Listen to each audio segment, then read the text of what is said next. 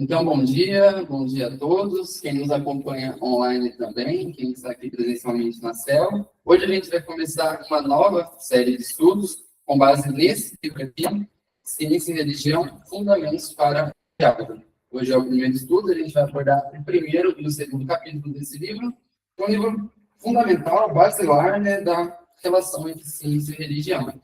Então, tudo que a gente vai ver ao longo desses estudos também são temas muito caros para as nossas discussões, para as nossas conversas, para o nosso diálogo entre ciência e religião. O estudo de hoje vai ser conduzido pela Ana Clara, que está aqui conosco, e depois a gente vai dar sequência também a uma conversa sobre o livro, aos pontos que a gente mais gostou, algumas dúvidas também. Então, mas para esse primeiro momento, né, a gente sempre começa com um devocional, né, aqui iniciando uma nova série de estudos. A gente também vai seguir com o devocional. Eu gostaria de convidar a Beatriz para estar aqui com a gente. E depois da minha, fazer uma oração, aí já pode passar para a Ana Clara, que vai estar dando sequência ao estudo. Depois a gente volta para mais uma conversa, para trocar ideias, perguntas. O pessoal do Meet também fica à vontade para comentários, sugestões e perguntas para a Ana também, no fim do estudo. E agora a palavra está com a Beatriz. A Beatriz. Formal.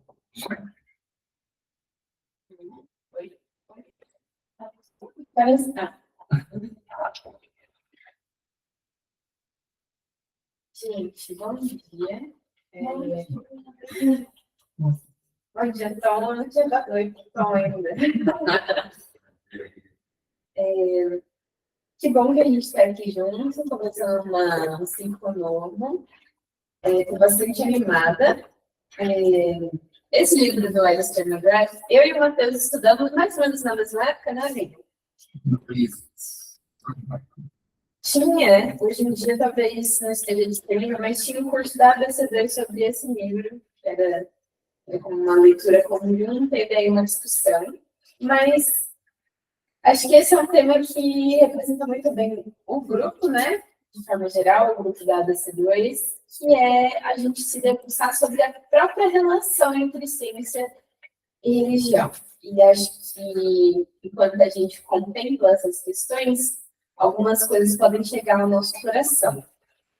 Quem está no dia a dia da academia, às vezes pode ser levado por sentimentos de desespero total diante da própria ignorância, ou às vezes por um sentimento até de arrogância, por achar que sabe muito, que sabe mais e que sabe tudo.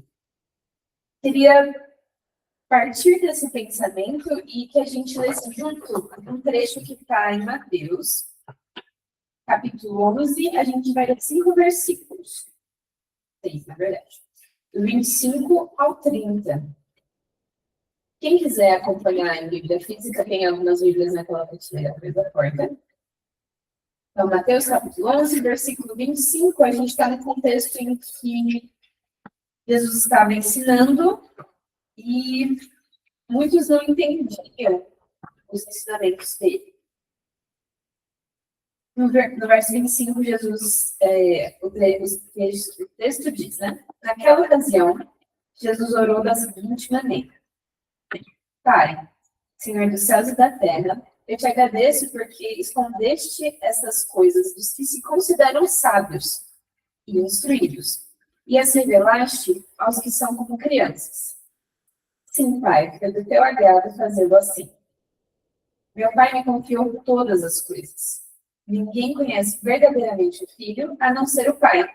E ninguém conhece verdadeiramente o Pai, a não ser o Filho, e aqueles a quem o Filho escolhe revelar. Venham a mim todos vocês que estão cansados e sobrecarregados, e eu lhes darei descanso. Tomem sobre vocês o meu jugo. Deixem que eu lhes ensine, pois sou manso e humilde de coração. E encontrarão descanso para a alma. Meu jugo é fácil de carregar e o fardo que lhes dou é leve.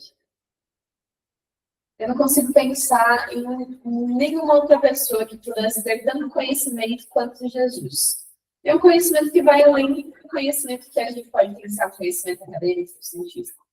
Ele tinha conhecimento da realidade, tinha conhecimento das relações tinha conhecimento da verdade, do pecado, da miséria humana, de todas as limitações humanas, e ele diz que o coração dele, a essência dele, é uma essência de mansidão e humildade. Quando eu penso em humildade, às vezes a gente atribui vários conceitos a essa palavra, né? Mas eu penso muito no sentido de reconhecer as próprias limitações. Jesus não está falando das próprias limitações. Ele é aquele que não tem limitação, mas ele escolheu se tornar um ser humano limitado por amor a nós. Mas quando Jesus nos pede para aprender dele, que é manso e humilde de coração, eu penso muito nessa disposição do nosso coração, da nossa mente, em reconhecer a nossa pequenez, a nossa ignorância, que não tem escapatória para isso. Não importa quanto a gente estude, não importa quanto a gente se esforce, não importa o quanto a gente possa aprender e ensinar outras pessoas. A nossa limitação é tremenda em todos os aspectos da vida humana. No conhecimento formal, na área intelectual, na área relacional, nos nossos desejos, no nosso coração, na forma como a gente opera no mundo. A gente tem infinitas limitações e Jesus nos pede para aprender dele a humildade.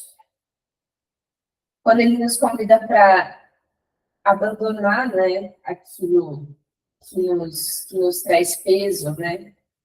Venham a mim todos vocês que estão cansados e sobrecarregados. Eu acho que a gente pode se identificar com isso nesse momento da vida de todos, né? Que é um momento sempre de sobrecarga. Sobrecarregação. Sobrecarga. De tantas notícias, de tanta coisa acontecendo, de tantas angústias quando a gente olha para a nossa realidade, de tantas demandas, sejam de trabalho, sejam de família, sejam de mudanças da vida. Jesus nos convida a vir a Ele e aprender dele que a gente tem limitações. Esse é um fardo que é leve de carregar. A gente entende que a gente não precisa dar conta de tudo, a gente não vai dar conta de tudo, não vai saber tudo, não vai poder aprender tudo, não vai poder ensinar tudo. A gente é limitado. E isso é leve. Essa verdade traz leveza. Porque a gente entende que a gente pode depender de outra pessoa e não de nós mesmos. Quando a gente pensa, então, nessa discussão de ciência e religião, e hoje a gente começa com esse assunto, a Ana Clara trouxe para a gente, eu estou muito animada, e a gente vai continuar falando sobre filosofia da ciência, filosofia da religião, temas super atuais na questão científica, e a gente vai falar, uau, tem tanta coisa, mas a gente está muito longe de poder dominar o assunto, de poder ser sumidade em qualquer que seja o aspecto desse assunto, e a gente sempre vai ter que se lembrar e reconhecer que a limitação é infinita, na verdade, e que em Jesus a gente encontra a verdadeira, a verdade, né? E o saber, e o poder e a graça. E é nisso que a gente tem que se apoiar.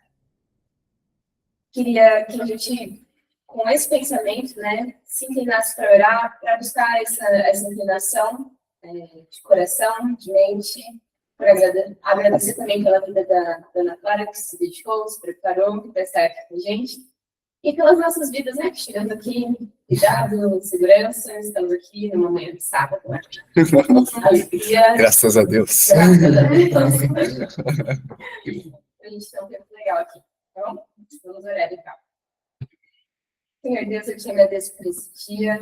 Obrigada, Paizinho, porque o Senhor nos conduziu até aqui na tua paz, na tua segurança. Obrigada pela graça que o Senhor derrama sobre nós a cada dia, Senhor. Eu te agradeço por esse tempo juntos, em que a gente pode se debruçar sobre a tua palavra, aprender de ti, Senhor, e aprender também sobre a realidade que o Senhor criou. Obrigada, Senhor, pela oportunidade de estar aqui, podendo discutir isso com com amigos, Senhor, nós que fomos chamados para fazer parte da tua família.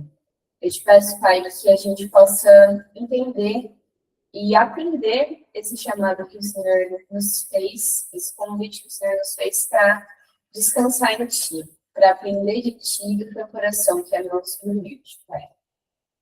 Nos ensina, nos guia, nos dá sabedoria e discernimento, Senhor. Eu te agradeço pela vida da Ana Clara.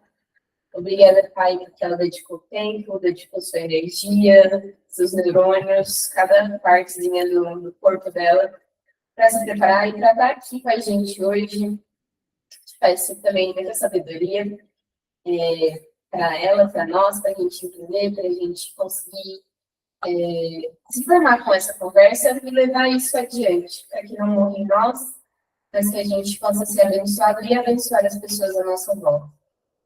Te peço, Pai, por um tempo bom, um tempo de qualidade, um tempo de paz, de comunhão, e que o nosso dia hoje seja marcado por isso, pela busca pela humildade, por um coração mais parecido com o teu, que teu Espírito transforme o nosso coração a cada dia e nos leve a ser mais parecidos contigo. É isso que eu te peço, Senhor, em nome de Jesus. Amém. Amém. Agora é com você.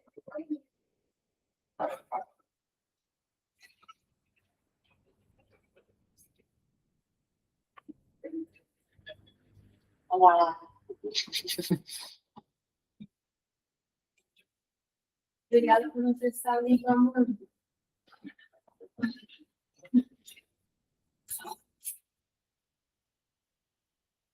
Então, gente, hoje o estudo vai ser sobre, como você já falou, né? Sobre fundamentos de um diálogo entre ciência e religião. E esse estudo é baseado nesse livro aqui.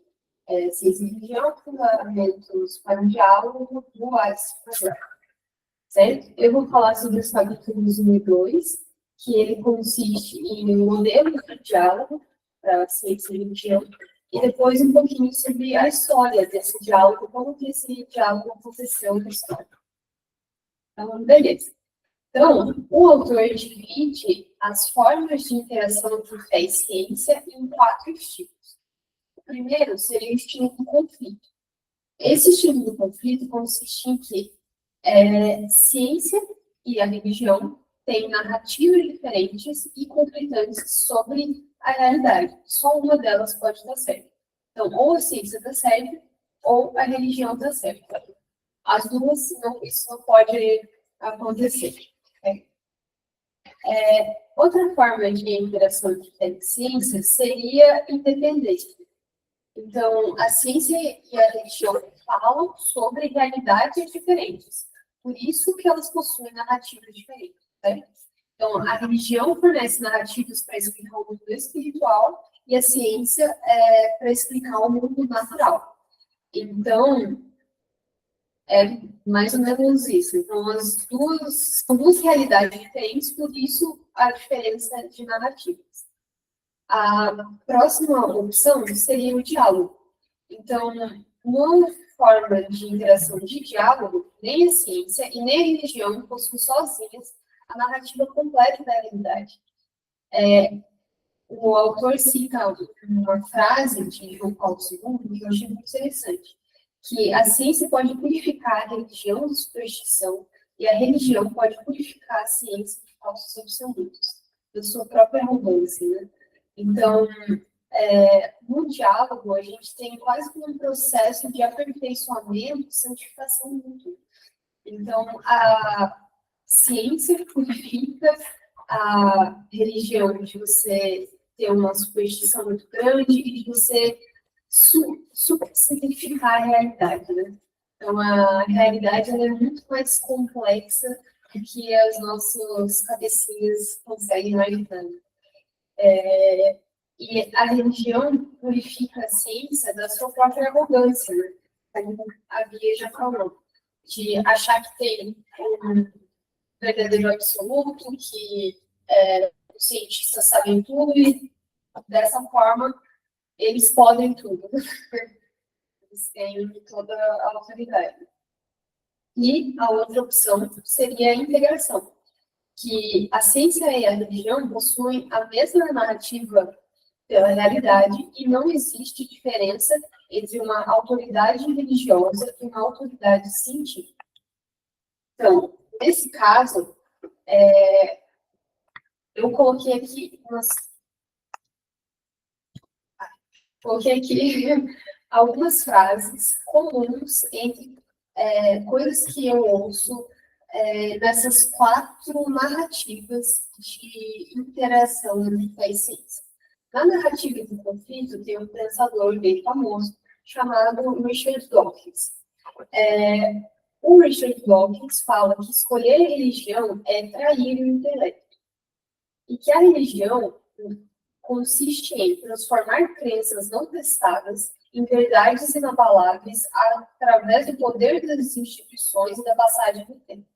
Logo, é incompatível com a ciência. Ou seja, a ciência fala que você não tem verdades inabaláveis e que toda verdade é uma verdade testada. Se a religião consiste em transformar crenças não testadas em verdades absolutas, você tem uma incompatibilidade essencial. Né? Então, o Richard Dawkins defende que a ciência é o caminho mais correto para adquirir o conhecimento e qualquer forma de religião, ela atrapalha no desenvolvimento da ciência. Outra frase do Richard Dawkins é que a ciência a religião pode fornecer pseudo-explicações que atrapalham a formação de verdadeiras explicações do mundo natural. Né? Então, é como se a religião e as suas pseudo-explicações para como o mundo funciona fossem, aos poucos, apagando ou ocultando as verdadeiras explicações científicas para como o mundo funciona, certo? Segundo este pensador. Na narrativa de interação entre ciência da independência, a gente tem 2 mundos, certo? A gente tem a ciência explicando o mundo natural e a religião explicando o mundo espiritual. Então, assim, é Deus no céu e a gente na terra. Então, não tem uma interação. Deus não age no mundo natural. E não tem autoridade para isso. E a ciência não age no mundo espiritual, certo? Então, por exemplo, se você está doente, o médico fala assim, desculpa, eu não sei aí o que fazer, o seu problema, mas você vai orar? Não, peraí. É Deus do céu e nós da terra, certo? Então, Deus não tem uma influência no mundo natural. Não devemos buscar isso, certo? Então, são coisas totalmente independentes que não devem se buscar uma integração da religião no seu mundo natural. Né? Já o diálogo, como, assim, sou suspeita para falar, vai ser mas queria dar 2 exemplos de diálogo para as ciências. E o primeiro está na Bíblia, que é como o Paulo apresentou o cristianismo aos atenienses, que são racionais, estudiosos, então fala aqui no início da Hebreus, e como Paulo apresenta o cristianismo para cientistas da época, certo? Que está lá em Atos 17. Ora, o que vocês adoram sem conhecer é esse que eu lhes apresento. O Deus que fez o mundo. Deus fez o homem para que os homens o buscassem, e talvez tateando pudessem encontrar, embora não esteja longe de cada um. Ninguém nos governos nos assistiu, eu não vou chorar. Então, essa passagem assim, mostra como Paulo está usando a linguagem dos atenienses e a linguagem da ciência para mostrar como o cristianismo de Deus está integrado na natureza. Então, como Deus interage com a natureza. Deus não é a natureza, mas Deus criou a natureza. E criou todos esses objetos de estudo que vocês tanto estudam e que é uma forma de adoração, que é uma forma de honrar aquele que criou todas essas coisas. Então, uma das formas de diálogo é crer que Deus criou a natureza e que ela é digna de ser estudada. Certo? A outra forma de diálogo é estar escrita no livro eu achei interessante. Aí ele faz uma crítica à narrativa de conflito e à narrativa de que tudo que é verdade deve ser testado, comprovado, reproduzido, certo? Deve ser experimental. Então, o que esse carinha fala no livro dele? Bom, a ciência reducionista busca analisar fisicamente aspectos comportamentais do mundo físico, mas se recusa a reconhecer como real aquilo que não pode ser reconhecido dessa forma. Acredito que esse processo esteja fadado ao fracasso, que a experiência consciente, pensamentos e princípios não são ilusões, embora não se possa identificá-los como fatos da física. Ou seja, sabe uma coisa que não pode ser testada, reproduzida e, assim, fisicamente testada? Os seus próprios pensamentos, certo? Então, se você for pensar que você é um conjunto de sinapses acontecendo, você não tem como reproduzir esse conjunto de sinapses para você reproduzir pensamentos. Além disso, coisas como moral, coisas como amor. Amor é realmente só ocitocina com serotonina no seu corpo? Eu acho que não, né? No fundo, você sabe que amor é muito mais que isso. Então, se a gente coloca como verdade só aquilo que é testado, comprovado e reproduzido, no mundo das ciências naturais, a gente tem um grave problema, porque amor não existe. Serotonina existe. Ocitocina existe. Mas amor não existe. Pensamento não existe. Existe sinapses acontecendo. Existem padrões de ativações coerentes no cérebro. Mas você não tem pensamento. Você não pensa. Não é penso, logo existe. Pensamento não existe. Primeira coisa. Porque ele é uma coisa intangível e irreprodutível. E na integração, como a gente tem uma autoridade religiosa com o mesmo peso da autoridade científica, afinal, nós temos a mesma narrativa, a gente tem uma frase comum que a gente vê aí no WhatsApp, que o pastor fulano disse que tomar esse remédio causa autismo. Então, eu não vou tomar. Então, o pastor fulano ele não é uma autoridade científica, certo? Ele é um pastor. Ele é uma autoridade religiosa. Mas como a gente tem uma integração entre as narrativas científicas e narrativas religiosas, a gente não tem a diferença de autoridade. Então, mesmo o pastor que tem autoridade espiritual, que te abençoa, que cuida de você, ele não é uma autoridade científica. Mas, se você for seguir essa forma de interação, você deve obedecer o pastor fulano, não ele é a autoridade suprema sobre ele, a autoridade científica e a autoridade religiosa. E agora eu queria saber de vocês, primeiramente, qual abordagem que você acredita ser a correta e, além disso, qual é a abordagem que você mais escuta na Unicamp e como você lida com ela?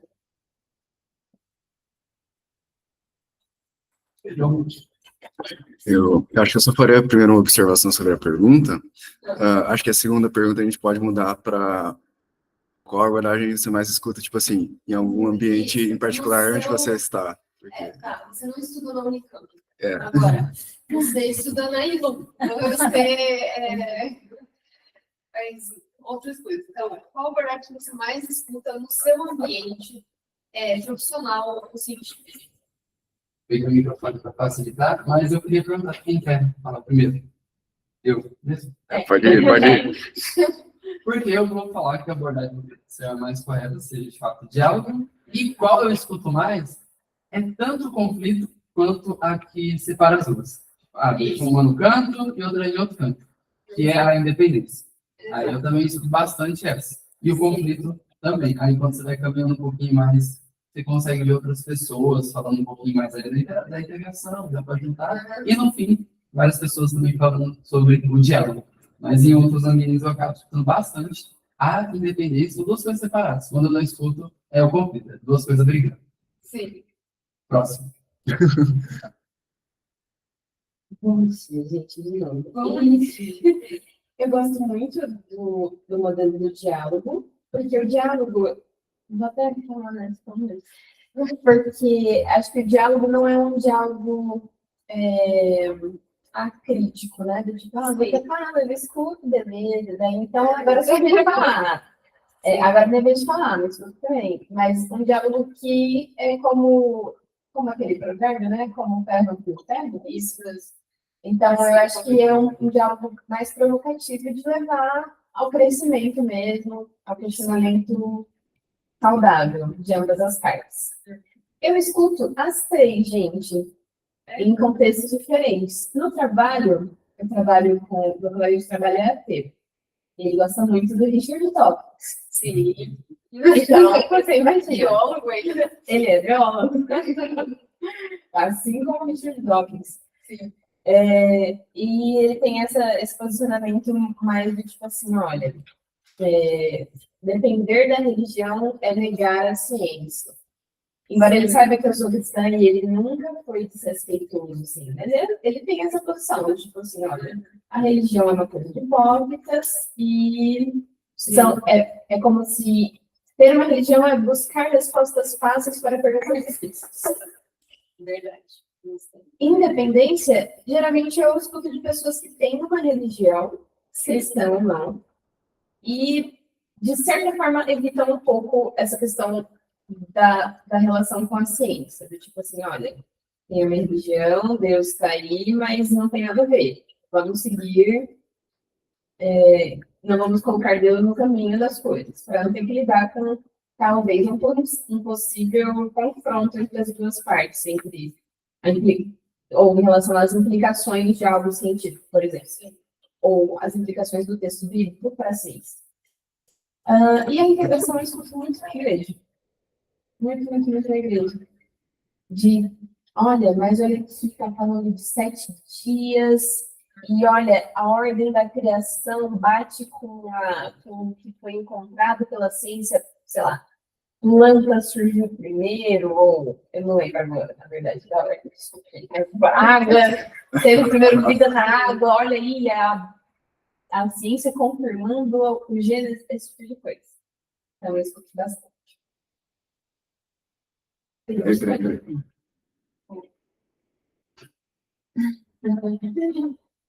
Eu sempre esse cameraman, gente, ele tá no Pessoal, fica no mundo do ideal e do real, né?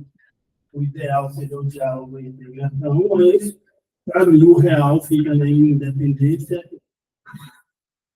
E até dentro da igreja, muitas vezes, a gente vê um conflito, né? Sim. Eu lembro que na época da Covid, algumas pessoas questionaram o pastor que ele estava sem fé, Sim. porque ele queria fazer os cultos online. Sim. Mas se eu não tenho fé, Você é uma honra morrer por Jesus. teve aquele discurso, só que as famílias até que saíram da igreja porque o nosso pastor não tem fé. Mas deixa para ela, vamos lá. Essa questão do conflito, para mim, é mais vivenciado também. E toda vez que eu tento a parte do diálogo, dentro das pessoas próximas a mim, em relação religiosa, e no meu trabalho, que também tem muitas pessoas que não vê, fica falando assim, você está em cima do mundo. Tem um diálogo, você está em cima do mundo. Como se eu tivesse que ir para um lado ou para o outro, né? Falando, vamos discutir no caminho do meio e não um diálogo que sempre acredito, um diálogo que possa ser acrescentado na nossa conversa. Mas a independência desse conflito, eu acho assim que ainda reina um pouco. Né? Eu acho também. Eu acho que, assim, eu acredito muito na ferramenta do diálogo, que às vezes, né, podem conversar, e esses princípios são muito bem feitos. que você vê o teatro, então, no diálogo. Mas é que eu vejo muito independência de uma forma, assim, respeitosa, né? Tipo, eu respeito o que você acredita, mas para mim é independente. Então, tipo, tudo bem você acreditar em seu Deus, mas não tem nada a ver com o que a gente está fazendo agora, entendeu? E para mim é tipo, muito perigoso, assim. Deus está na minha vida e de todas as formas, não só independente. Então, acho que às vezes tem muito independência de uma forma que a pessoa não acredita no mesmo que você acredita, ou também no caso que ele falou, mas ela respeita o que você acredita, mas eu acredito na forma independente, assim, porque as coisas acontecem. Eu acho que às vezes o conflito e tentação com certeza acontece também, mas eu acho que, assim, agora eu vou até já falar dessa integração, às vezes vem muito de um lado de formação da internet, né? Você vê muito isso, assim, tipo, ai, o pastor de tal lugar falou isso, sabe? Você vai plantar um feijão, vai colher ele, vai comer, vai ficar curado com isso, assim. Tipo, e essas são as coisas que é absurdo. Eu ouvi isso, realmente.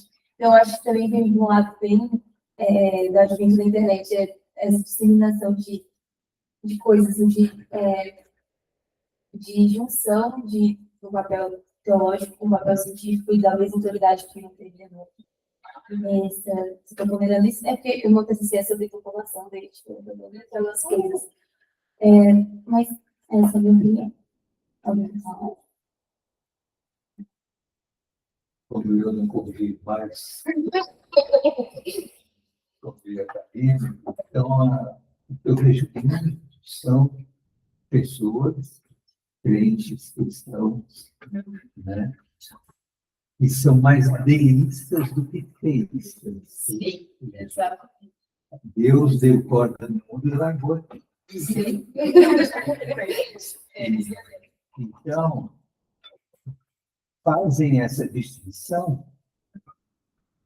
O que é espiritual? É frequentar o culto, é ir à igreja, tanto é que quando não vai, às vezes sente uma culpa danada.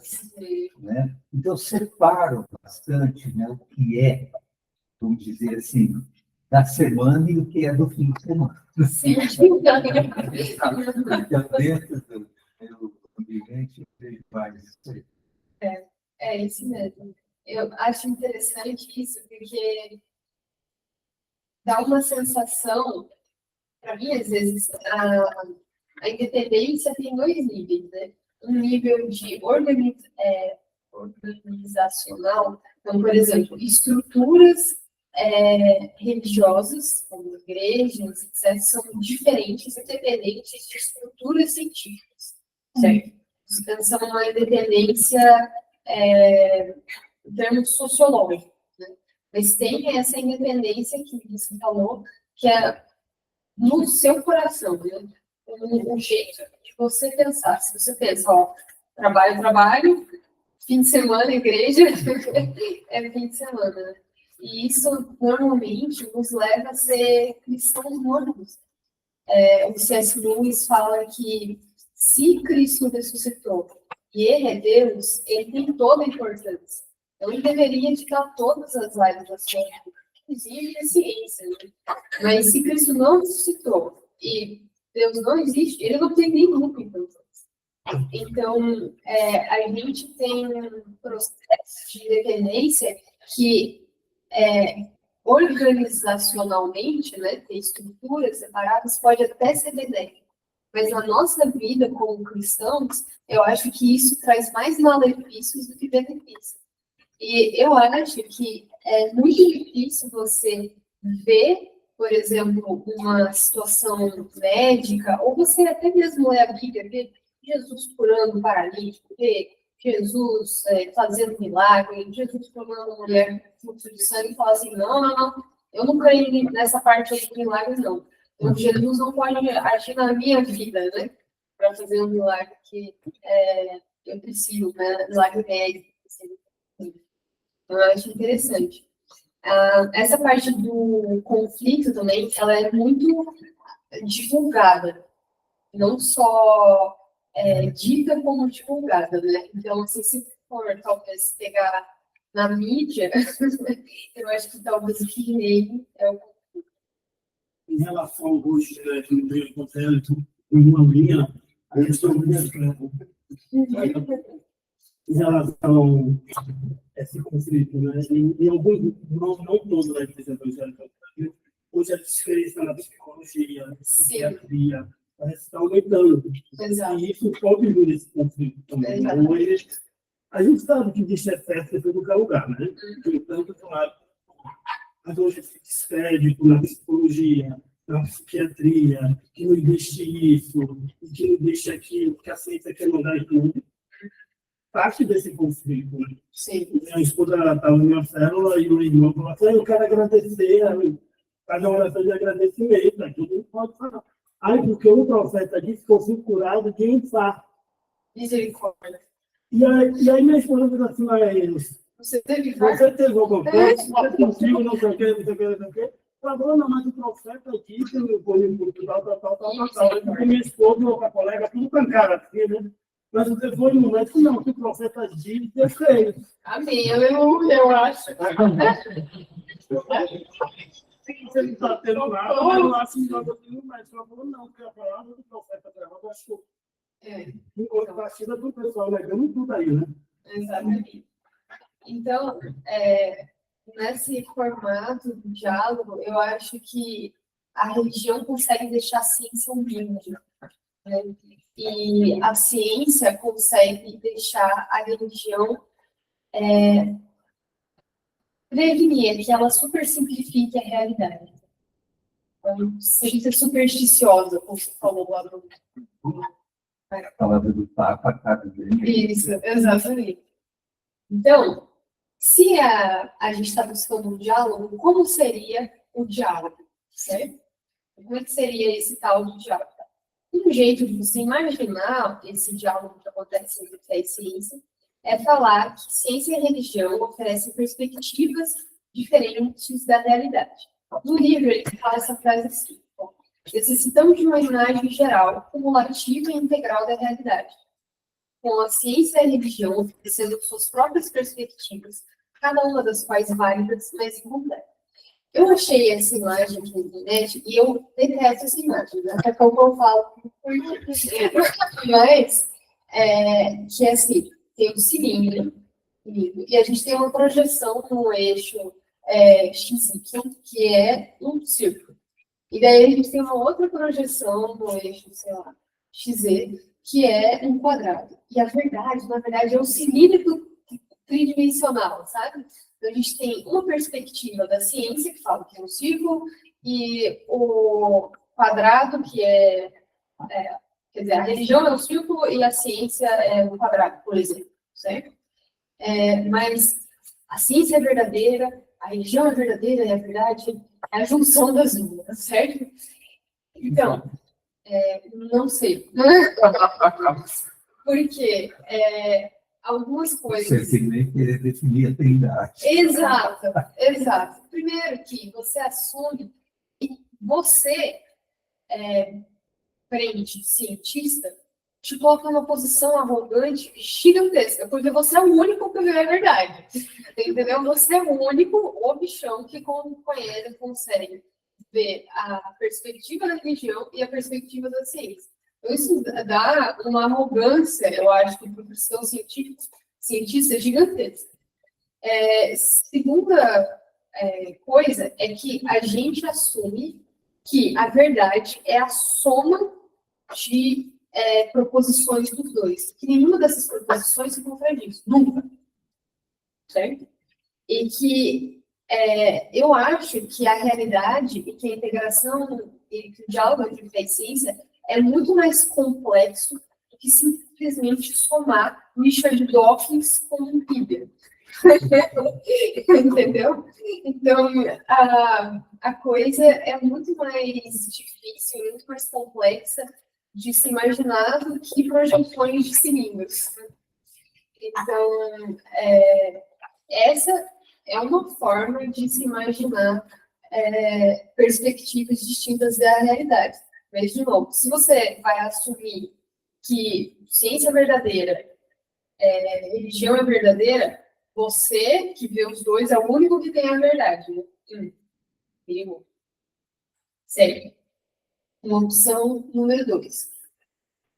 de imaginar um diálogo entre fé e ciência. Ciência e religião oferecem níveis distintos da realidade. Isso é uma frase do Heisenberg. Eu achei interessante, a ilha da incerteza. Necessitamos de uma multiplicidade de métodos de pesquisa para chegar à realidade.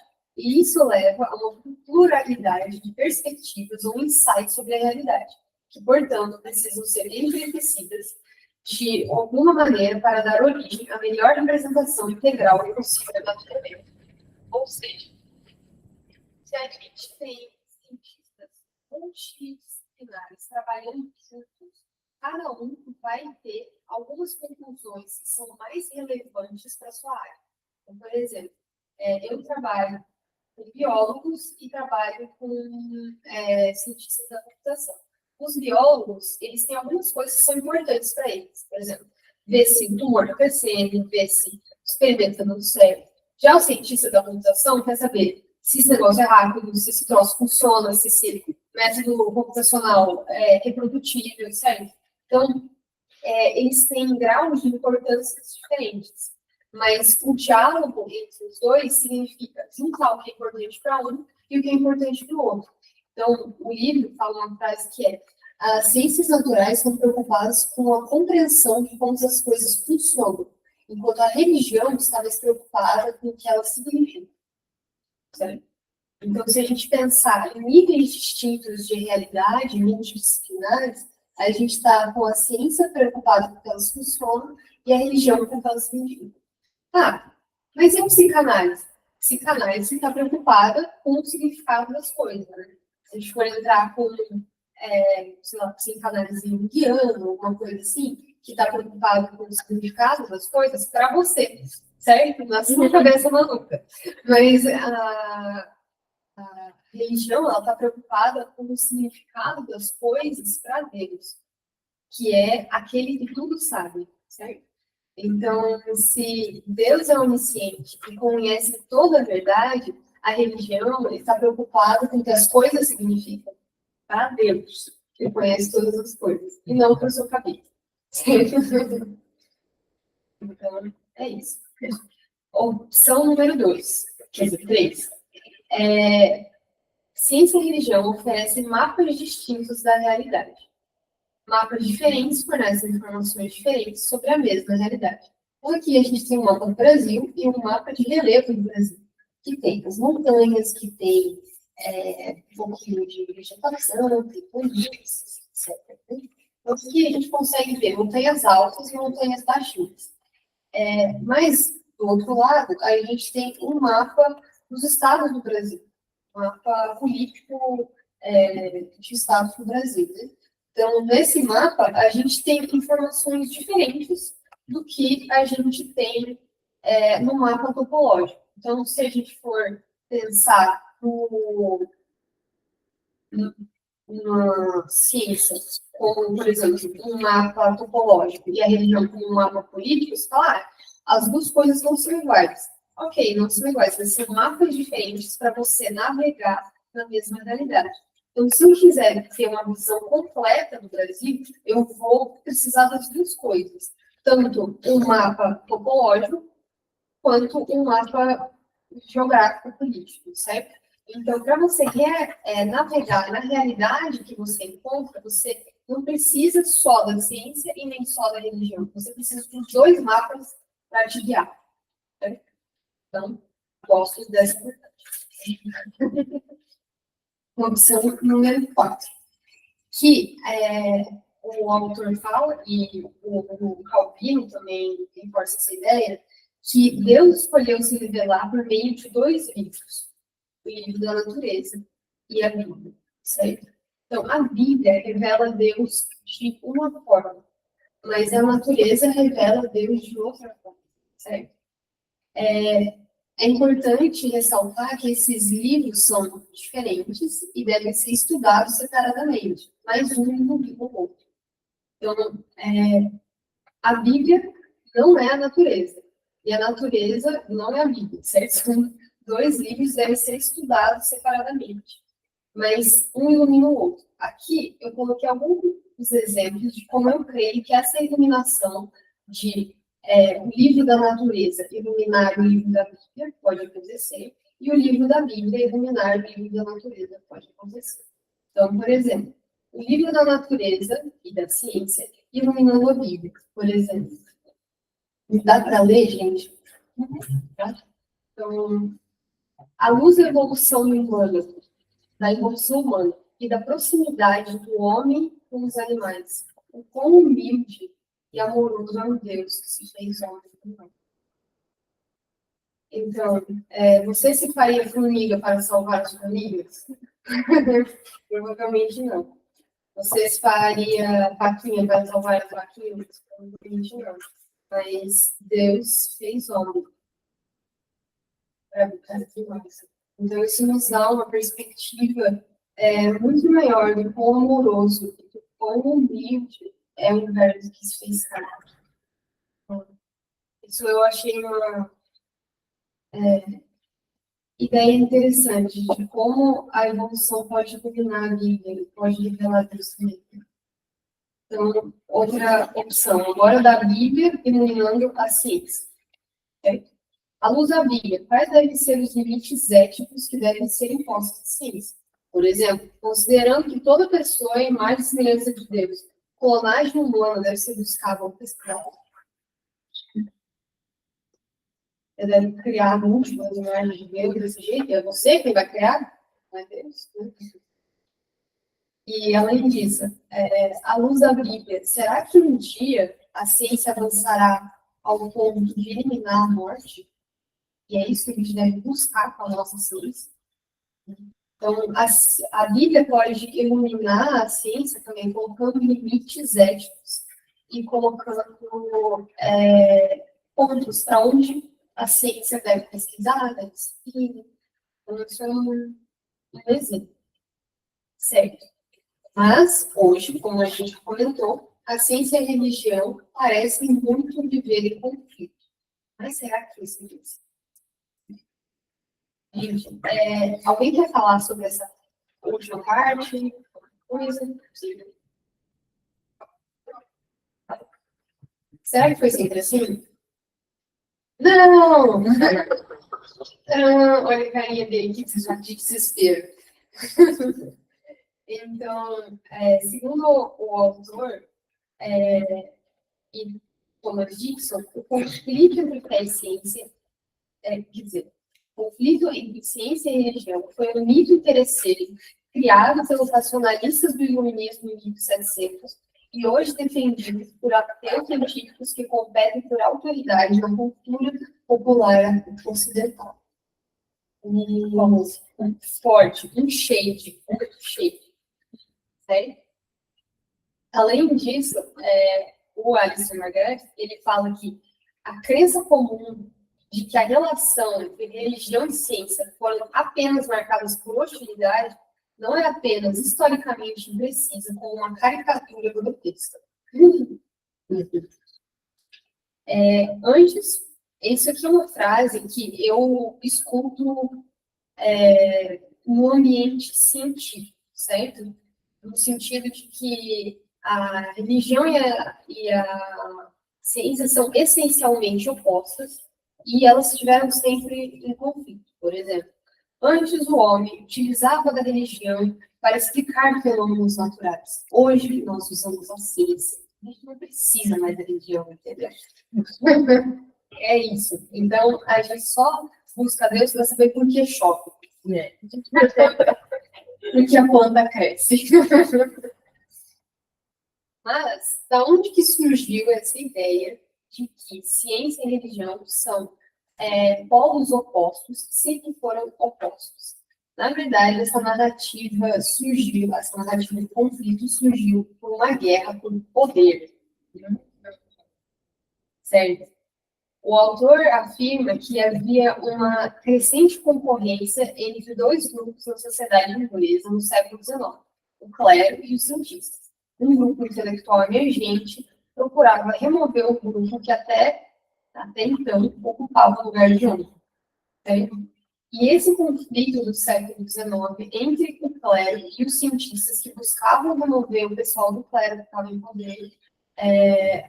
no poder, gerou com que as interações entre fé e ciência até então fossem vistas com um olhar de conflito histórico. Então, tudo o que aconteceu de relação entre fé e ciência na história, a partir do século XIX, quando você olhava para trás, você só via briga, e só treta. Você não via mais nada. Né? E a briga entre religião, ciência e religião não começou necessariamente como um debate de ideias e uma briga pela verdade. Na verdade, começou, o conflito iniciou e foi fomentado por uma briga por influência e autoridade. Então, o discurso funciona mais ou menos assim, né? Nosso grupo, os cientistas, temos a verdade. Logo, nós devemos possuir toda a autoridade financeira, autoridade política. Todas as coisas devem acontecer como eu, que possuo a verdade, sou um cientista, certo? Deve fazer. Mas, depois, ao olhar para o passado com os olhos desse presente, acabou esse discurso com agora que nós temos autoridade, nós ditamos o que é a verdade, certo? Então, começa com um discurso com o nosso grupo tem a verdade, logo devemos ter poder, influência, o rei deve ouvir nós aqui, ó, cientistas. Mas, uma vez que esses cientistas assumiram o poder, assumiram a autoridade, eles ditam o que é verdade. Então, a verdade quer dizer, o poder é dado a quem tem a verdade ou a verdade é dita por aqueles que têm poder? Aí é um funcionamento, certo? Então, para pensar e responder, não é só para pensar. Você acha que hoje, o debate ciência e religião está centrado na busca pela verdade, ou será que ainda tem origem numa disputa por poder, influência e autoridade?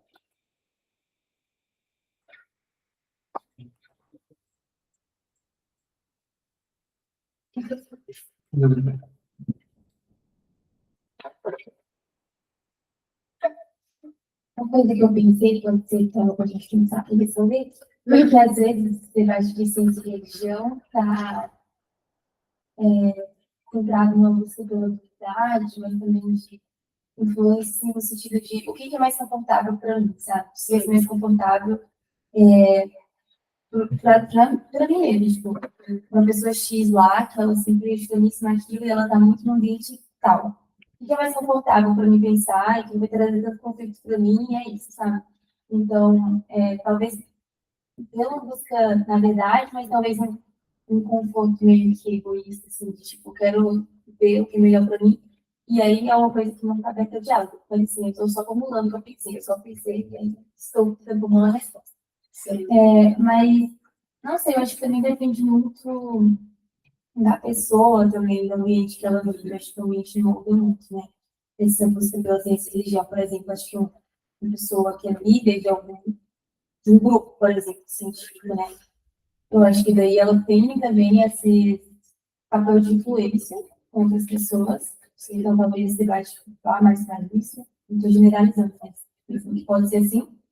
Mas alguns também podem ser em busca pela verdade. Acho que a busca pela verdade pode ter muito a ver com a igreja, ideologicamente falando, né? A gente tem a verdade. Talvez a busca por influência e autoridade pode vir mais do científico. Até porque eu lembrei quando estava falando hoje em dia, tipo, até fake news, né? Vou jogar de outro lugar. Se tiver, tipo, 99% aprovado pelos cientistas, isso é cientificamente aprovado. Daí, pá, isso é verdade. Isso é confiável. Cientistas afirmam o quê? Eu adoro essa. Cientistas, não adianta, todos eles. Estudiosos também acontece bastante. Eu acho que ainda existe essa questão de disputa por poder, mas também eu acredito que tudo isso ajuda de alguma forma para que o debate ocorra. Para que a gente vá atrás, questione, busque. A minha mãe não costuma falar tanto que você quer tudo bonzinho, vai para o céu. Fica bonzinho, Isso é verdade. vai do céu, que lá, o Jesus lá está garantido. Né? Então, eu acho que existe ainda, mas no meio dessa disputa, existem pessoas que vai pela verdade, e isso ajuda a gente a descobrir e ir atrás da verdade. E traz alguns benefícios também, né? Porque talvez se não houvesse essa questão de autoridade, eu posso, eu não posso, muitas coisas passariam, o que seria ruim também, né? Ou uma das partes, talvez, ia se sobressair, ia permanecer como gente de atrair verdade absoluta, né? Então, eu quero provar que eu tenho mais autoridade que você nessa área, e aí eu vou correr atrás, você quer provar, e vai ser quem ganha o público. Quem ganha, a gente está assistindo. Escolhe que caminho a gente vai seguir. Alguém mais me falar? Essa pergunta aqui, isso me deixou muito Intrigado. intrigada, é real, assim, porque, assim, tudo, pelo menos o que me foi ensinado na escola, é que a progressão da história humana é uma busca pela verdade. Então, o iluminismo chegou para uma busca pela verdade, uma busca pela verdade. Ou será que é uma busca pelo poder? Isso eu olhei e falei, think about, é uma coisa a se pensar. Certo. Além disso, nessa época, surgiu a falácia essencialista. Ou seja, essencialmente, a ciência é oposta à religião. Tem aquela frase do Richard Dawkins, que a essência da ciência é testar verdades e nenhuma verdade absoluta. O que é verdade? Tudo que é testado, comprovado. E, segundo o Richard Dawkins, a religião consiste em impor verdades através de instituições poderosas e através do tempo, certo? Então, essa falácia essencialista do Richard Dawkins presume que ciência e religião sempre significaram a mesma coisa na história e no mundo. Se você for perguntar sobre religião nos Estados Unidos ou até aqui no Brasil, provavelmente você vai encontrar religião cristã. Mas será que a gente tem esse mesmo conflito no hinduísmo, no budismo? A gente tem esse mesmo conflito em outras religiões ao redor do mundo? Então, segundo o autor, o conflito está majoritariamente focado nos Estados Unidos e ele está, a atenção ele está entre inovação científica e tradicionalismo cultural, muito mais entre princípios fundamentais da ciência e princípios fundamentais da religião, certo? Então, no fundo do conflito, da treta, se for esmagar, ele está entre inovação científica e tradicionalismo cultural.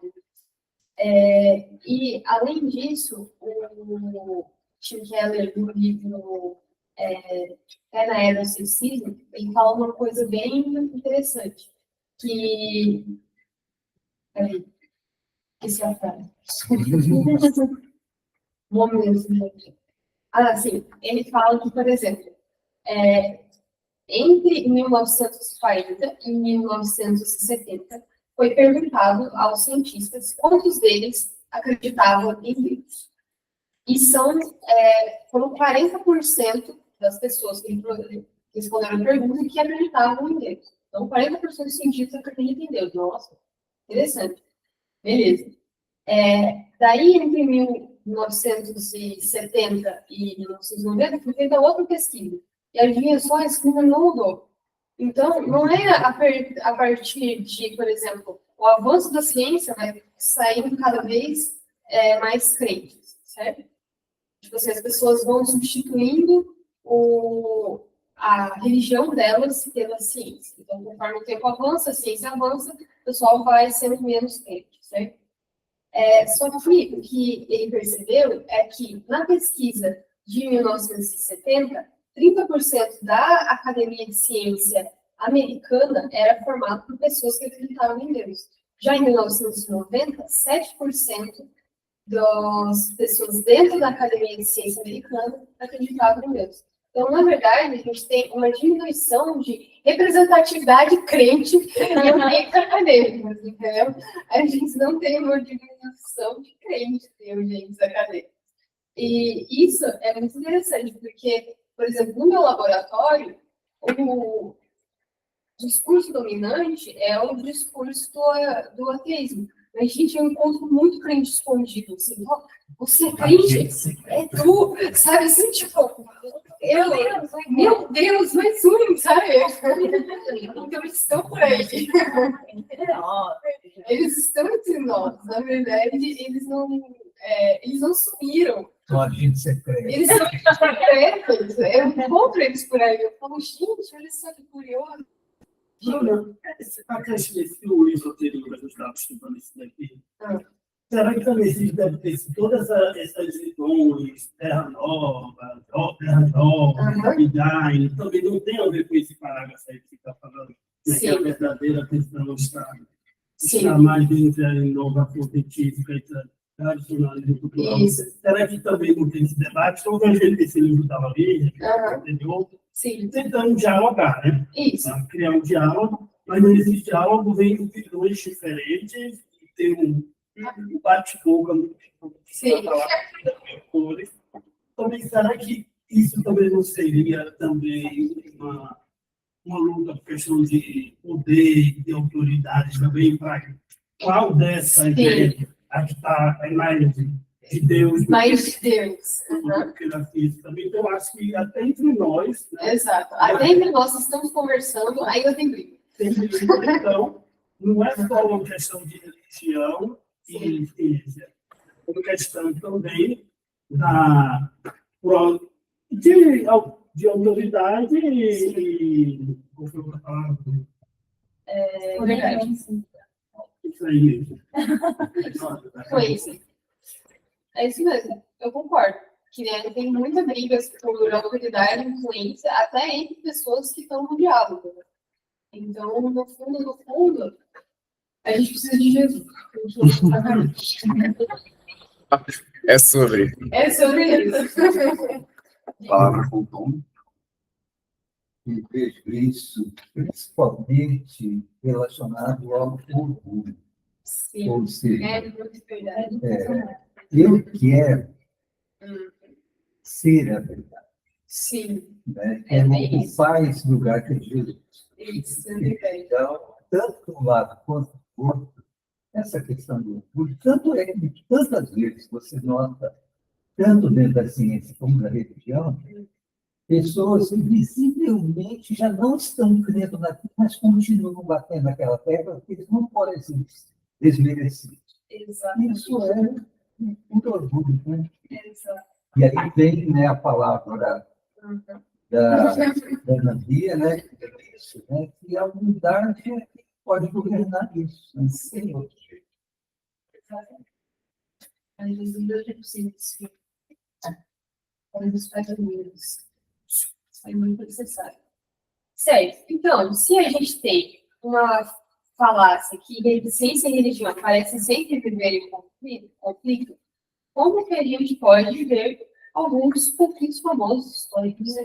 Esses são legais. Esses são legais, eles são bonitinhos. Esse é o Copérnico. Olha o estilo do cabelo do Copérnico, gente. Tá muito parecendo um Emerson. Eu adorei. O Galileu Galilei, o Isaac Newton e o Charles Darwin. Algumas coisas, uma frase que eu achei no livro, cara, que eu achei genial, que o Freud fala sobre 3 feridas narcísicas da humanidade, que a ciência atingiu, certo? As feridas narcísicas da humanidade seriam, primeiro, a Terra não é o centro do universo. Bum! Certo? A Terra não é o centro do universo, o Sol não gira em torno da Terra, a Terra gira em torno do Sol, certo? Além disso, outra ferida narcísica na humanidade é que o homem é fruto do acaso da evolução, e ele parece muito um bicho, certo? Então, isso, cara, sério? como assim? Eu não sou. Não, né? É uma ferida no nosso orgulho. E, segundo o Freud, o bichão, né, que ele se acha a terceira ferida narcísica da humanidade, foi ele mesmo que deu, que é a falta de propósito. Que, na verdade, não tem propósito, não tem alegria. É que o consciente não é tão importante, né? Mas o Exato. inconsciente O inconsciente. Então, nem você é dono das suas próprias vontades. Certo? Você não é você mesmo. Ó, Freud, que ele sabe. Isso, exato. Pobres humanos. Pobres humanos. Que ele não, ele é sobre-humano, né? Mas, enfim. Então, como é que a gente vai interpretar essas feridas narcísicas? Porque eu acho que muito desse conflito entre fé e ciência é, por exemplo, peraí, Deus ama o homem, certo? Ama o homem tanto que fez tudo girar em torno da Terra. Então, quando você faz com que a Terra não gire em torno, a Terra não seja mais o centro do universo, a gente tem uma impressão que Deus não se importa com a humanidade. Né? Então, no fundo, é uma questão de ferir o orgulho humano, certo? Diminui o ser humano, não diminui Deus, diminui o ser humano. Isso dói, né? E o homem é fruto do acaso da evolução, né? Como assim? Deus criou o homem, tem um propósito. Como assim? O que está acontecendo? Né? Então, vamos começar pelo querido Enzo, Nicolau Copérnico, que ele afirmou através de estudos, quer dizer, ele propagou estudos iniciados pelo Kepler, né, que, na verdade, a Terra e os planetas giram em torno do Sol, em vez do Sol girar em torno da Terra, certo? E isso deu um debate na igreja e começou o discurso da igreja na época começou a ser revisto. Por exemplo, será que a Bíblia fala realmente que o Sol gira em torno da Terra? Alguém consegue abrir lá em Josué 10:13, em Salmos 1:3, por favorzinho? Você acha que a Bíblia fala que a Terra é plana? Porque fala que Deus está nos 4 cantos da Terra? Então, por exemplo. Então, essa situação. Mas isso aí, ele está sentado sobre a redondeza da É verdade. Então, é verdade. Só que tá falando que ele tá nos 4 cantos. Não necessariamente falando que era. Mas um trapézio. Então, eu tô tentando pensar numa forma geométrica com 4 cantos que não seja plano. Só que, cara, é difícil. É o quê? Aquele abrigo, um ponto de célula, assim, sei lá. É difícil pensar. Eu abri. Não, mas aí só pensa em norte, sul, leste e oeste, assim, as 4 direções básicas. Em qualquer lugar do mundo vai ter essas 4 direções básicas, a gente vai estar lá nas 4 direções. Obrigada. Ah, não, sim, mas. Eu tô em Josué. Tá bem rápido. Então, mostra Pessoal, Peraí. Quem vai falar? Sabia.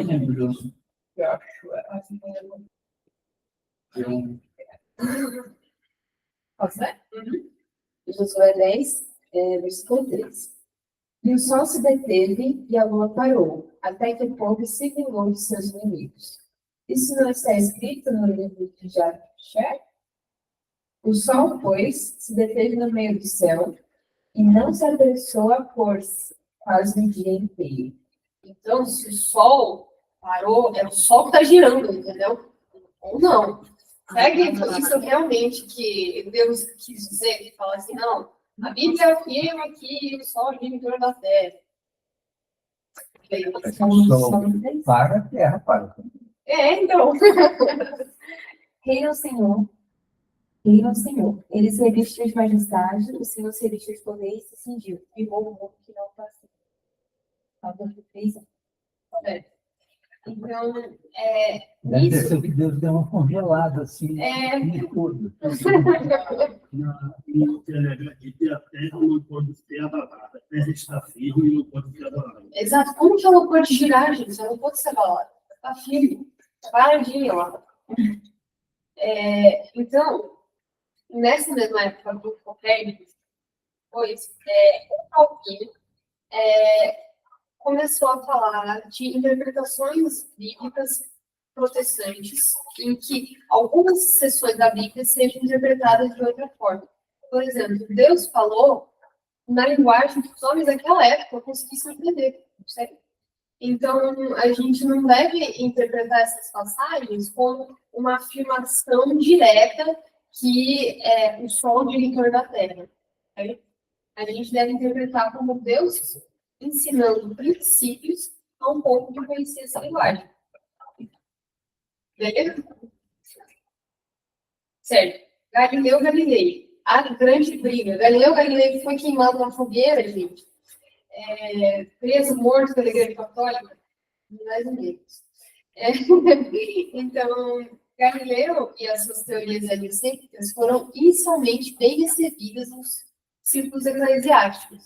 Mas o que aconteceu? Ele tinha um amigo chamado Ciampônio, e esse amigo foi politicamente afetado e ele caiu da graça nesse período. Dessa forma, o Galileu foi comprometido, as teorias heliocêntricas começaram a ser motivo de chacota, até o momento que ele realmente...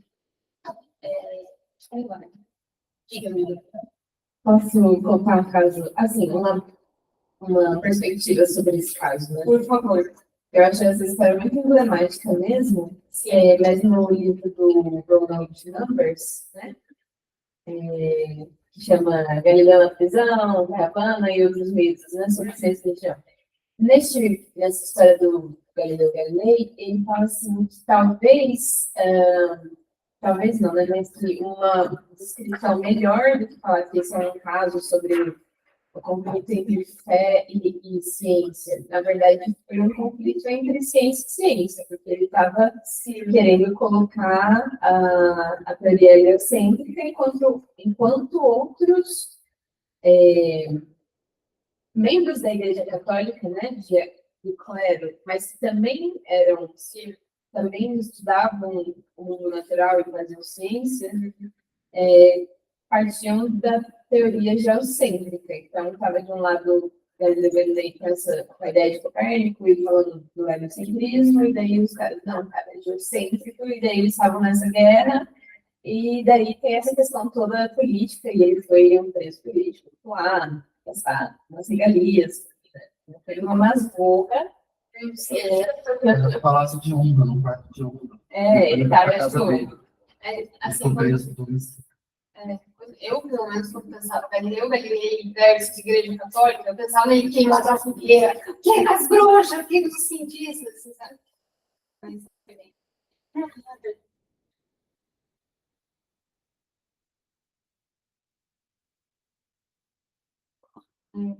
posso continuar? Ou meio que nós falamos não tem? Certo. Agora temos o nosso bichão Isaac Newton. Isaac Newton deu uma ideia diferente do universo. Que o universo é uma máquina operando com regras. Então, através da primeira, segunda e terceira leis de Newton, leis da física, a gente começa a ver que a causa de muitas coisas no universo é operada por leis universais, certo? Então, isso deu uma ideia que foi muito bem recebida por membros da igreja, que o mundo é uma máquina, e isso sugeriu imediatamente a ideia de design e logo um designer. Certo? Então, se a gente pensa que o mundo opera com regras bem construídas e é muito bem desenhado com essas regras, a gente tem uma ideia de um design, de uma máquina boa, e o próprio Newton gostou dessa concepção. Então, pô, genial, gostei. Deus criou as leis da física. E o Alexander Pope fez uma homenagem para o Newton. Cara, uma homenagem dessas, bicho, olha que legal. Ocultas em trevas estavam a natureza e suas leis. Deus disse, faça-se Newton, que a música fez. Fez uma homenagem genial. Então, eu achei isso muito, muito legal, essa ideia de que Newton, ele vai confrontar algumas ideias que, por exemplo, Deus é causador de mini milagres. Então, como chove? Por que chove? Deus faz chover. Não tem evaporação, não tem água, não tem. Por que, sei lá, você tem atração entre os planetas? Deus literalmente pega um planeta, pega os planetas, faz com que os dois se atraem. Mas Newton fala que Deus opera através das leis da física, né? Então, ele começou a ideia de que Deus é o designer de uma máquina do universo e não a causa direta dos fenômenos da natureza. Então, Deus não é a natureza. O cristianismo fala que é diferente de se adorar a natureza. O cristianismo fala que Deus criou a natureza. E agora Newton está falando que Deus criou as regras que Deus criou a natureza. Certo? Então, essa é a ideia. E agora, o nosso amiguinho Darwin, que a gente estava falando no conto passado, certo? Que veio com a evolução das espécies. Então, o Darwin começou a falar que um processo semelhante à seleção doméstica aparece na natureza. Seleção doméstica seria você casar, por exemplo, a vaquinha que mais produz leite com o touro que mais produz, sei lá, filhos, e você fazer muitas vaquinhas geniais, que ela tem músculo e leite. Então, ou a seleção, por exemplo, você plantar mais milho douradinho, e daí o milho vai sendo selecionado através de muitas plantações, vai ser milho mais douradinho, certo? Você tira os milhos que não te agradam. E esse processo, o Darwin chamou de seleção natural. Então, a evolução, segundo Darwin, é uma adaptação de sobrevivência ao ambiente. E as mutações são aleatórias. E o ambiente só seleciona. Então, por exemplo, você, de repente, um bichinho cresceu asas nele. Aleatoriamente surgiu uma mutação no DNA, surgiu asas nele. Mas agora, que ele já tem asas, ele consegue comer comidas mais altas, ele consegue fazer isso. E a seleção natural fez com que todos os bichinhos que não tivessem asas morressem. Mais uma dificuldade que eu encontro depois da teoria de Darwin é que qualquer noção de propósito dentro da natureza se torna muito difícil de se sustentar. Isso é uma frase do Michel Dawkins. Então, vou dar um exemplo pessoal. Eu estava no meu trabalho e um cientista chegou, ele era biólogo, e eu tinha escrito um texto falando algo como: um ratinho tem patas para andar. E daí, como assim, Ana, não é assim que funciona a biologia. O rato tem patas, logo ele anda. As coisas não têm propósito na natureza, nada tem propósito, nada tem função definidas. Então, o rato não tem patas para andar. O propósito não existe. Né? Então, essa noção de propósito, que até o autor chama de teleologia, é uma coisa muito difícil de se sustentar depois das teorias de Darwin. O que eu defendo também é que o propósito de Deus é muito maior do que isso. Então, enfim. E o último cientista que mudou o diálogo entre religião e ciência é você. Meu querido cientista. Qual será a sua forma de relacionar entre o diálogo e a ciência? E é isso. Pergunta.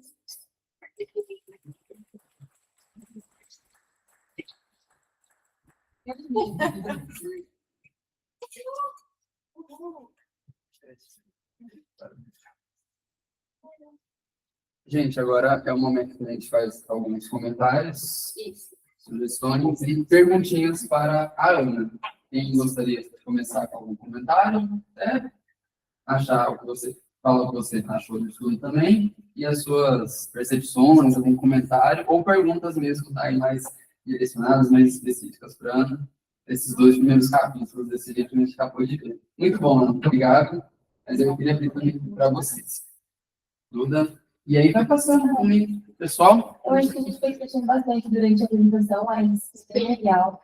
Aí a gente fez a pergunta assim, do próprio processo mesmo, de você ler esse capítulo e montar a apresentação e apresentar pra gente. Tipo, você acha que quando você foi lendo, assim, sei lá, na semana, você foi reparando mais nas coisas? Tipo, sim, nossa, será que essa pessoa, ela defende mais sabe? Tipo, independente nas coisas, desde que você foi assumindo no seu olhar para perceber mesmo no seu ambiente que funcionava. Tipo, como foi essa experiência? Cara, foi muito interessante. Principalmente quando eu comecei a ler o Richard Dawkins, eu vi que muitas das frases que muitos cientistas e que eu tinha ouvido para atacar a minha fé, na verdade, elas eram cópias, um Ctrl-C, Ctrl-V do Richard Dawkins. Eu falei, cara, será que essa pessoa realmente pensa assim? Ou será que ela está reproduzindo uma coisa que ela ouviu? Uma coisa que ela ouviu e que está popular nesse meio. Assim, né? Então eu falei, interessante. O Richard Dawkins ouviu e leu. Exato. E ele reproduziu. Exato. Exatamente. Então, eu acho que foi um processo até de entender as origens de filosofias do pensamento, me fez entender melhor as pessoas que pensam assim. E formar melhor a minha vontade de fazer ciência. Oh, pai! Meu Deus, é meu pai! Oi, pai! Peraí. Ai, que bonitinho!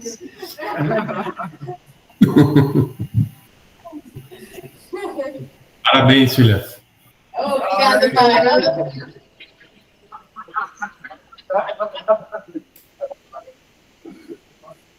Bem, seria.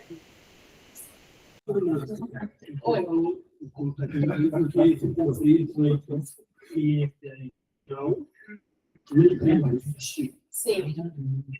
E agora existe. Vamos só do pagamento. Será que é uma possibilidade de haver, dentro da conjuntura que a gente está vivenciando, essa possibilidade de esse conflito parar de existir? Porque não existia para existir a partir de um determinado ponto. E agora está aí. Será que tem como a gente dar uma virada na mesa? E sim, por quê? Se não, por quê? Então, eu acho que eu vejo um crescente estudo dos benefícios da religião na ciência. Então, por exemplo, meditação faz bem para a saúde.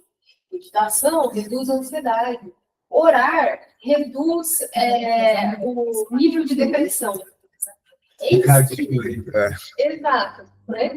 Eis que os cientistas estão vendo pessoas que oram e pessoas que têm uma fé e estudando isso no sentido de, peraí, será que isso, a religião no fundo é boa para a humanidade? Sabe? Então, se eu vejo um caminho para um diálogo, eu vejo essa pontinha de esperança, no sentido de estudar os benefícios da religião na ciência. Já na questão política e busca por poder e influência, nisso eu sou um pouco pessimista, infelizmente. Eu gostaria de falar que eu vejo um caminho para uma interação entre fé e ciência, onde os dois não briguem por espaço de influência, mas respeitem o outro. Mas eu estou vendo que não sei se é isso que eu vejo, como eu tinha falado, precisamos de Jesus. Mas Sim. A minha pergunta é bem na linha que o Pedro fez do conflito. Acho que são duas perguntas em uma, mas é mais na sua percepção. Qual foi a sua percepção quando você viu que esse conflito é algo moderno e a galera coloca algo moderno de hoje no passado? O Numbers, no livro que a Bia citou, na Terra Plana, Galileu Pisão e outros livros sobre ciência e religião, ele fala que é extremamente anacrônico colocar o conflito sobre todo ao longo da história da ciência e religião, da relação entre essas duas coisas. O conflito é moderno, é de poucos anos atrás, e aí coloca sobre toda a história, né? Quando eu descobri isso, eu fiquei surpreso, falando, nossa, por que uma coisa que é nova coloca toda a história e a galera acredita? Então eu também queria saber a sua percepção quando você descobriu isso, viu que esse conflito é moderno, colocou em todo o passado, e também por que tantas pessoas acabam acreditando no eterno conflito entre ciência e religião. Isso é uma coisa assim mais moderna, né? Mais voltada nos últimos anos.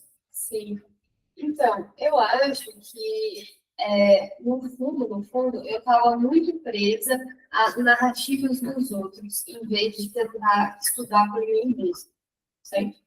Então, eu estava muito presa a como me contaram na escola, que era a interação entre ciência e religião, certo?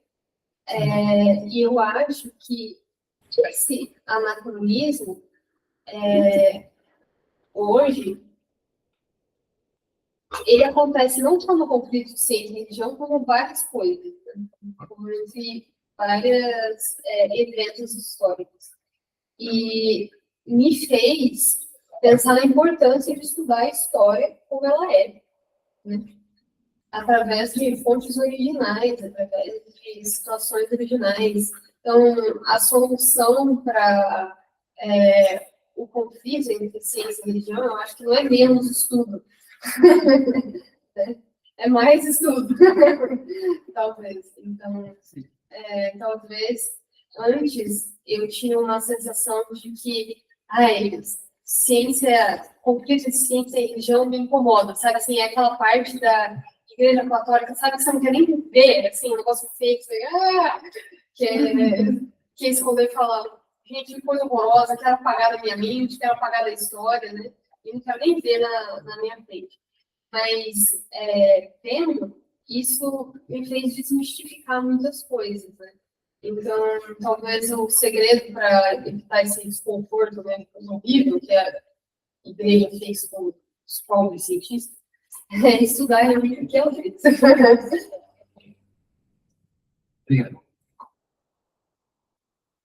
Mas ali, gente, tá de boa? Então é isso. Então é isso, pessoal. Se alguém tem mais algum comentário, mais alguma pergunta, essa é a hora. Nós já caminhamos para finalização do estudo. Então, deixa eu vir aqui, eu vou fazer 3 coisas. São 3 coisas. Confiem os tambores. Vai ter uns presentinhos de som. Legal.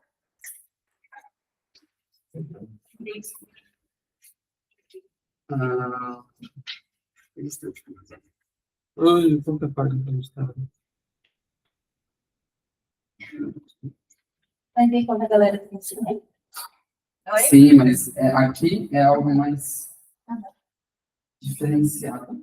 Eu não sei o que vai fazer, tá? Acho que agora não precisa de 2 microfones. Não, Daqui a pouco da microfonia. Então, Não. desligou. É verdade. Bom, primeiro, obrigado, Ana, pelo estudo. Obrigado, pessoal, por todas as contribuições, por tudo que a gente conversou aqui. Foi tudo muito, muito bom. E agora a gente caminha para o encerramento desse estudo e a gente volta. A gente tratou o primeiro e o segundo capítulo hoje com a Ana e a gente volta no dia 8 de junho. São daqui 3 fins de semana. Não, o próximo, que é dia 25, não, o próximo, que é dia 1º, que é o fim de semana de Corpus Christi, e dia 8 de junho. Aí a gente volta no dia 8 de junho com o capítulo 3 desse livro, vai falar um pouquinho aí da filosofia da religião e da ciência. Bom, agora a gente tem alguns brindezinhos que eu tenho aqui.